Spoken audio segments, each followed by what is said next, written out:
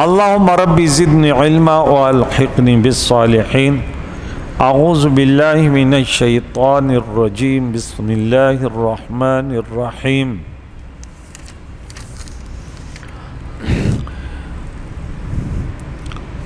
ولولا ان ثبتناك لقد كدت تركن اليهم شيئا قليلا اذا لأذقناك ضعف الحياة وضعف الممات ثم لا تجد لك علينا نصيرا صدق اللہ العظیم۔ تو یقیناً یاد سے کریم مولا کہ اپنے محبوب کے بارے میں فرماتا ہے کہ وہ کبھی بھی باطل کے طرف مائل نہیں ہو سکتا، اس کا عمل خلاف شرع ممکن نہیں ہے، ان کی کوئی بات غلط نہیں ہو سکتی، جو بات نکلتی ہے تو وہ بھی وہی خدا ہوتی ہے۔ تو یہ لوگ تو یہ کوشش کرتے کہ آپ ہمارے طرف کوئی غلط بات منسوب کریں تو یہ آپ کو دوست بنا لیں گے، لیکن آپ ایسے نہیں کریں گے۔ اور اگر ہم آپ کو ثابت قدم نہ رکھتے وَلَوْلَا أَن ثَبَّتْنَاكَ تو آپ ضرور مائل ہو جاتے ان کے طرف، لَقَدْ كِدْتَ تَرْكُنَا کچھ تھوڑا سا ان کے طرف مائل ہو جاتے۔ اور اذن تو اس وقت لَأَذَقْنَاكَ اگر یہ محال اور فرضی باتیں ہیں، اگر آپ ایسے کرتے تو اس وقت تو ہم آپ کو چکاتے دگنا عذاب دنیا میں اور دگنا عذاب موت کے بعد، ثم لا تجد لك علینا نصیرا، پھر آپ نہ پاتے اپنے لیے ہمارے مقابلے میں کوئی مددگار۔ تو یہاں پہ علامہ زرکشی اس کی وضاحت کرتے ہیں کہ فل معنی علی النفی، معنی ہے نفی ہے کہ حضور کبھی مائل نہ ہوئے، نہ حضور کے دن میں یہ آ سکتا ہے۔ حضور تو مخلوق اور پوری انسانیت کے فکر میں تھے کہ جہنم سے نجات پائے، ٹھیک ہے۔ تو لم یرکن الیہم لا قلیلا ولا کثیرا، حضور نہ زیادہ مائل ہوئے نہ تھوڑے مائل ہوئے، من جہتی ان لولا الامتناعیہ تقتضی ذالک، یہ لولا جو ہے کہ اگر ایسے نہ ہوتا تو ایسے تو تھا کہ اللہ کا فضل تھا، تو یہ تقاضا کرتا ہے امتناع کا کیسے نہیں ہوا۔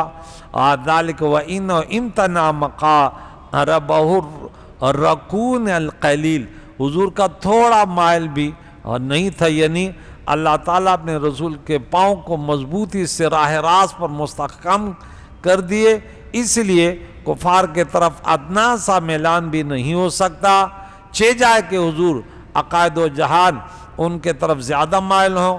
لولا امتناعیہ کا تقاضا یہی کہ اس کا یہی مفہوم ہے کہ اللہ کریم نے حضور کو استقامت عطا فرمائی۔ تو یہ جو فرمائے کہ دنیا اور موت کے بعد دگنا عذاب، تو اس سے حضور کی عظمت کا شان کا پتہ چلتا ہے، کیونکہ جتنا کوئی زیادہ عزیز ہوتا ہے اتنا ہی اس کی معمولی سی لغزش پہ بھی قابل جو ہے ناقابل برداشت ہوتی ہے۔ حضرت عبداللہ بن عباس رضی اللہ تعالیٰ عنہ فرماتے ہیں کہ حضور تو علیہ السلام تو معصوم تھے، یہ تنبیہ حضور کی امت کو کی جا رہی ہے کہ وہ کسی صورت میں دین حق اور احکام شریعت کو چھوڑ کر کفار کی خوشنودی حاصل کرنے کی طرف مائل نہ ہو۔ وقال ابن عباس رضی اللہ تعالیٰ عنہ کان رسول اللہ صلی اللہ تعالیٰ علیہ وسلم معصوما، حضور تو معصوم تھے، ولیکن هذا تعریف الامہ لئلا یرکن احد منهم الى المشرکین فی شیء من الاحکام من اللہ تعالی و شرائعی۔ تو یہ امت کو تعلیم ہے کہ ان امت کی شان کہ وہ اس کے طرف کافروں باطلوں کے طریقوں کے طرف مائل، ان کے احکام میں اللہ کی بندگی میں ان کے طرف مائل نہ ہو۔ قتادہ سے مروی کہ جب یہ آیت نازل ہوئی تو پیارے عقائد و جہان نے بارگاہ الہی میں دعا کی، اللہم لا تکلنی الی نفسی طرفت عین، اے اللہ مجھے آنکھ جھپکتے اپنے نفس کے سپرد نہ کرنا. ہمیں کتنی پیاری پیاری دعا کی حضور. تو ویسے اللہ نے فرمایا اللہ آپ کی حفاظت کرتا ہے, وہ اس کا تو انتخاب اللہ نہیں ہے, کائنات میں اس کا ثانی نہیں ہے. ہاں پھر بھی ایسے دعائیں کرتے ہیں. ہر وہ شخص جو دعوت حق کا فریضہ ادا کر رہا ہو اسے ہر لمحہ ان آیات کو اپنے پیش نظر رکھنے چاہیے. ہمارا علم ناتمام ہے, ہماری عقل کمزور ہے, خام ہے, ہم شیطان کے وسوسہ اندازیوں کا صحیح طور پر مقابلہ نہیں کر سکتے. ہمارے بچنے کا راستہ صرف یہی ہے کہ صدق دل سے اور عجز و نیاز سے اپنے بے بسی کا پورا اعتراف کرتے ہوئے ہر قدم پر بارگاہ الہی میں یہی التجا کرے, یا حیو یا قیوم برحمتک استغیث لا تکلنی الی نفسی طرفۃ عین واصلح لی شانی کلہ. کہ اے حی و قیوم اپنے رحمت سے اے ہمارے فریاد رس سننے والے ہماری فریاد رسی فرما. ہمیں اپنے نفس کے مجھے یا اللہ اپنے نفس کے طرف آنکھ جھپکتے بھی اس کے حوالہ نہ کر, اور یا اللہ میرے تمام کام صحیح کر دے. تو یہاں پہ رب نے فرمایا پھر آپ کے لیے کوئی مددگار نہ ہوتا, اور مزید فرمایا اور وَإِن كَادُوا لَيَسْتَفِزُونَكَ مِنَ الْأَرْضِ, اور انہوں نے ارادہ کیا کہ آپ کو زمین سے مسترب کر کے علاقہ بدر کر دیں تاکہ آپ کو نکال دے. تو پھر اگر آپ کو یہ نکالتے تو یہ حماقت ان کی بڑی ان کی تباہی کا سبب ہوتا, تب وہ نہیں ٹھہرتے یہاں آپ کے بعد مگر بہت تھوڑے. آپ کے بعد پھر یہاں نہ رہتے. کفار مکہ نے باہمی مشورے سے یہ طے کیا کہ پیارے آقا دو جان علیہ الصلوۃ والسلام کو جزیرے عرب سے نکال دیں, جس کی حفاظت اللہ فرمائے. اللہ تعالیٰ فرماتا ہے یہ بھی کر دیکھو, تمہیں اس کا انجام بھی معلوم ہو جائے گا کہ ہم تمہیں نیست و نابود کر کے رکھ دیں گے. یہ تو اس محبوب کا لحاظ ہے کہ تمہاری غلط کاریوں کے باوجود تم کو عذاب سے نجات ملی ہوئی. جب سرزمین عرب سے یہ سراپا یمن و برکت ہستی تشریف لے جائے گی تو تمہیں جلد ہی کیفر کردار تک پہنچا دیا گا. یہ تو اس کی رحمت ہے کہ آپ ان کے اندر موجود ہیں تو ان پر عذاب نہیں آئے گا. یہ لوگ سمجھتے نہیں ہیں, اور ایسے ہستی کو اپنے نیک لوگوں, پھر حضور کی تو شان ہو تو کائنات کی رحمت ہے, کوئی بھی نیک لوگ آپ کے پڑوس میں ہو آپ اللہ کا شکر ادا کریں. سنت من قد ارسلنا قبلک من رسلنا, اللہ فرماتے یہی ہمارا دستور ہے ان کے بارے میں جنہوں نے ہم نے بھیجا آپ سے پہلے انبیاء علیہ السلام میں سے. وَلَا تَجِدُ لِسُنَّتِنَا تَحْوِيلًا, اور اے محبوب آپ ہمارے اس دستور میں کوئی رد و بدل نہیں پاؤ گے. ہمارا یہی دستور ہے کہ جب کوئی قوم اپنے نبی کو اذیت پہنچاتی ہے اور اس کو اپنے وطن سے جلا وطن کرتی ہے اور وطن کو چھوڑنے پر مجبور کرتی ہے, اور وہ نبی ان کے مظالم سے تنگ آ کر ہجرت کر جاتا ہے, تو پھر عذاب الہی کے نزول میں کوئی دیر نہیں لگتی. یہ ہمارا دستور اور ایسی سنت ہے جس میں رد و بدل نہیں ہے, اس میں رد و بدل نہیں ہے. اقم الصلاۃ لدلوک الشمس, نماز ادا کریں سورج ڈھلنے کے بعد الی غسق اللیل, رات کے تاریک ہونے تک, اور وہ قرآن الفجر, نیز ادا کیجئے نماز صبح. بلا شبہ ان قرآن الفجر کی صبح کی تلاوت کان مشہودہ, وہ اس کے پاس فرشتے آتے ہیں, فرشتے حاضر ہوتے ہیں. تو حضور کریم علیہ الصلوۃ والسلام کے لیے اللہ کریم نے تہجد کی نماز کا ذکر کیا کہ اور صبح کے نماز, اور اس کے بعد وہ من اللیل فتہجد بہ نافلۃ لک, اور رات کے بعض حصے میں اٹھو اور نماز تہجد ادا کرو. یہ نماز آپ کے لیے زائد نفل ہے، عسا امید ہے یقیناً، عسا ان یبعثک ربک مقاما محمودا، کہ آپ کا رب آپ کو مقام محمود عطا فرمائے گا، مقام محمود عطا فرمائے گا۔ حضور کریم کو راہ حق سے منحرف کرنے کے لیے مشرکین جو کوششیں کرتے تھے، حضور کو تکلیف پہنچانے کے لیے جس طرح سرگرم رہا کرتے تھے، ان کے ذکر کے بعد اللہ کریم نے اپنے محبوب کو نماز کی ادائیگی کی طرف متوجہ فرمایا۔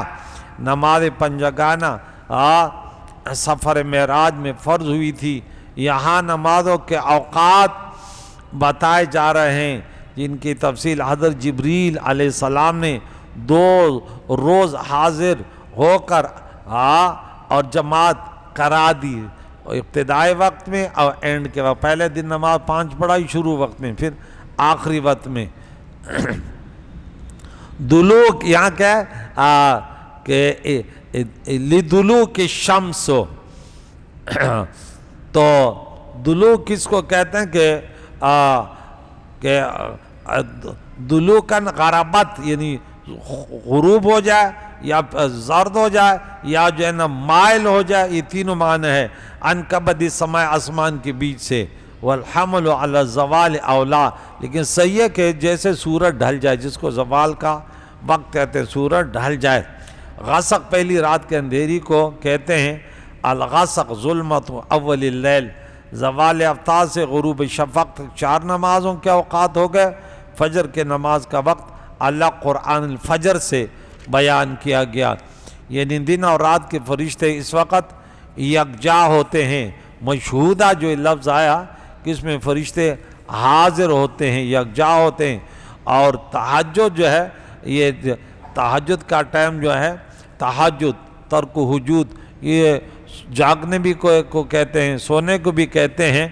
ازداد میں سے سونے اور بیداری ہونے دونوں معنی میں مستعمل ہوتا ہے۔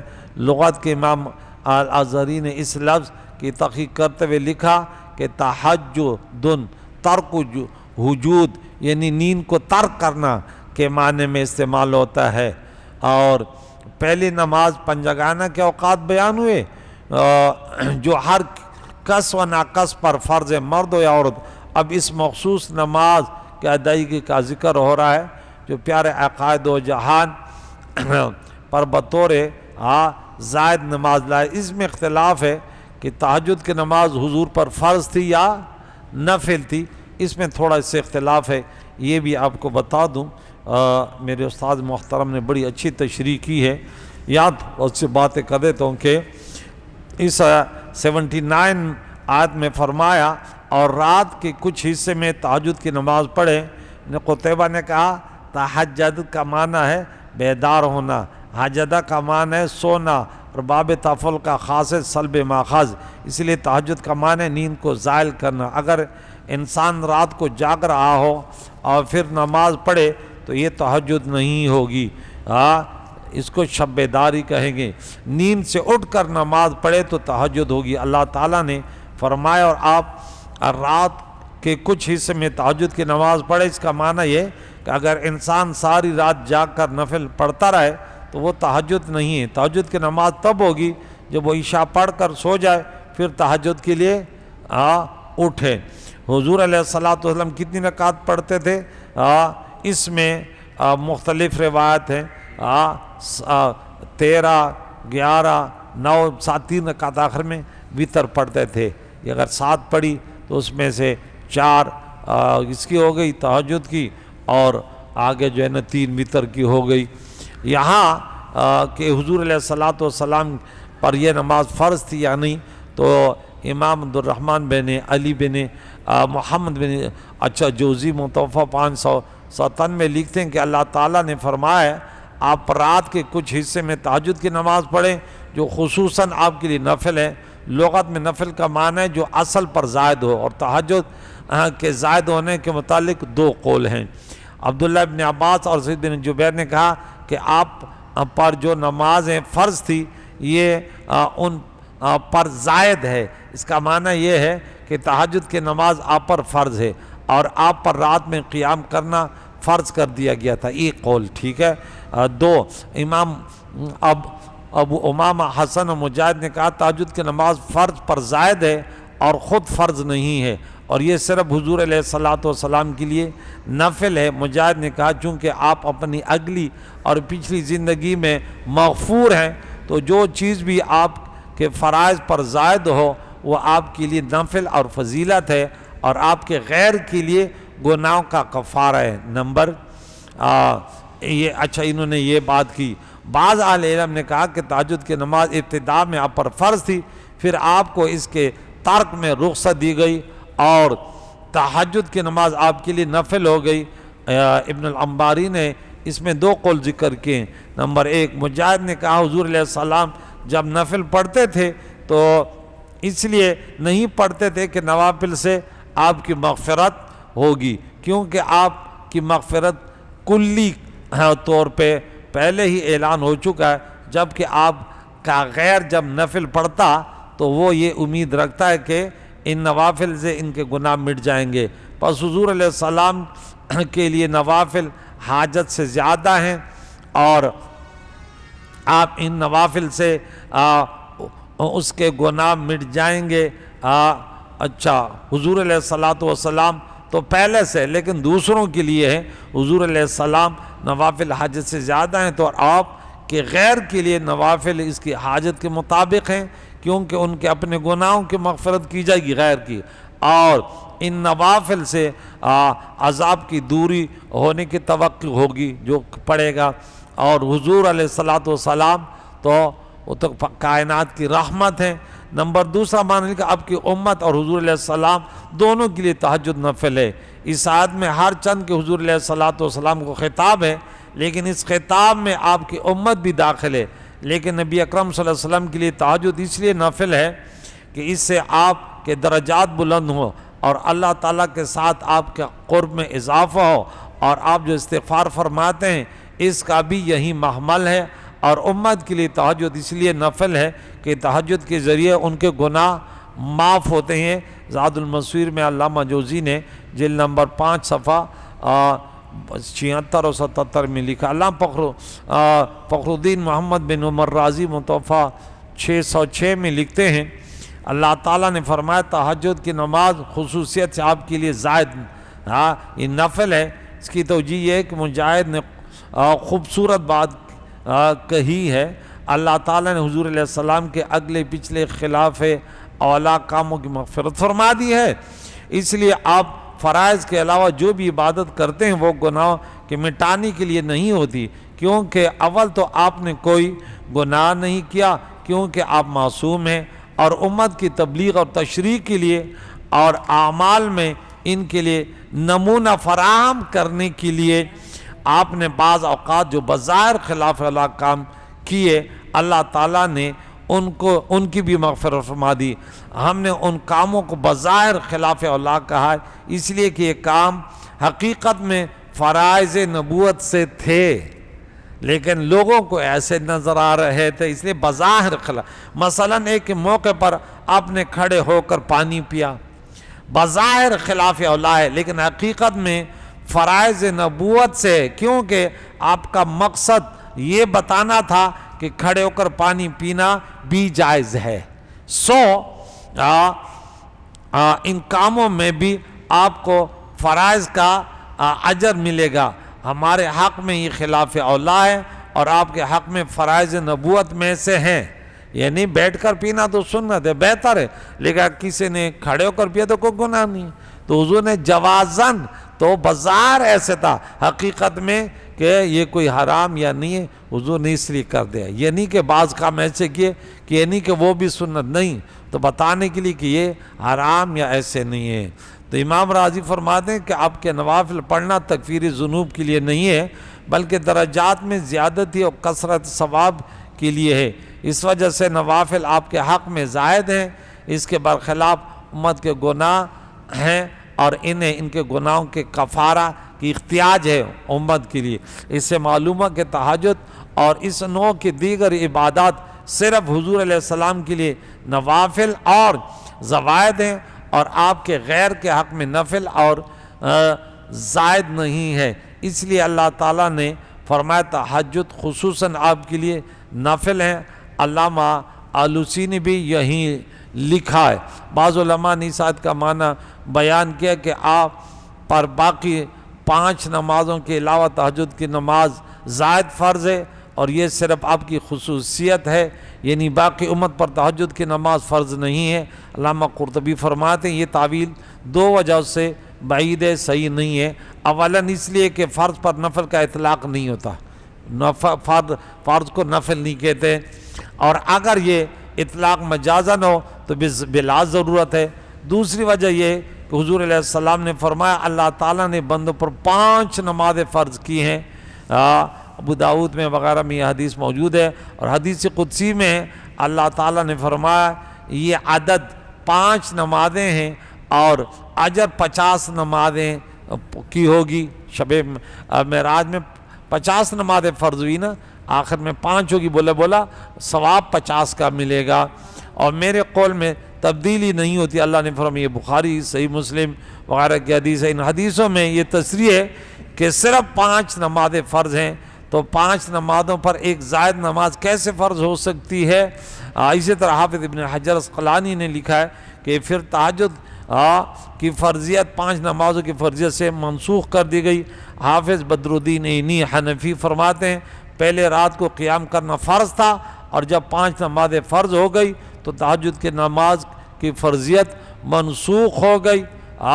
جیسے کہ زکوٰۃ کی فرضیت کے بعد ہر قسم کے صدقہ کی فرضیت جو ہے نا منسوخ کر دیا گیا، اور ماہ رمضان کے روزوں نے ہر قسم کے روزوں کی فرضیت کو منسوخ کر دیا گیا۔ تو بعض مسائل ایسے ہوتے ہیں ان کو سمجھنے کے لیے، جیسے ابتداء اسلام میں رفع دین تھے، پھر منسوخ ہو گئے۔ بہت ساری چیزیں ابتداء اسلام میں ایک مسلمان 10 کا مقابلہ کرتا تھا، بعض میں 1 کا مقابلہ بولا اب 2 سے ہوگا۔ ابتداء اسلام میں بیت المقدس کی طرف نماز پڑھتے، پھر بیت اللہ کی طرف ہو گئے۔ ابتداء رمضان میں اسلام میں رمضان میں کتنی سی چیزیں تھی، اگر رات کو کوئی سو گیا تو اس کے بعد کھانا نہیں کھا سکتا، عمل زوجیت منع تھا، بہت ساری چیزیں۔ تو اس پر احناف نے بڑے محنت کی ہے، اور انہوں نے قرآن و حدیث کی تطبیق کی کہ یہ ابتداء اسلام میں ایسے تھا۔ لوگ کہتے ہیں حدیث ہے، بھائی ٹھیک ہے قرآن میں ایسی آیتیں بھی ہیں کہ دیکھ عورت اگر بدکاری کرتی اس کے لیے کیا تھا کہ اس کو گھر بند کر دو یہ 1 سال، اور یہ لیکن بعد میں حکم آیا کہ نہیں، غیر شادی شدہ ہے تو اس کو 100 کوڑے لگا، اور شادی شدہ ہے تو سنسار کرو۔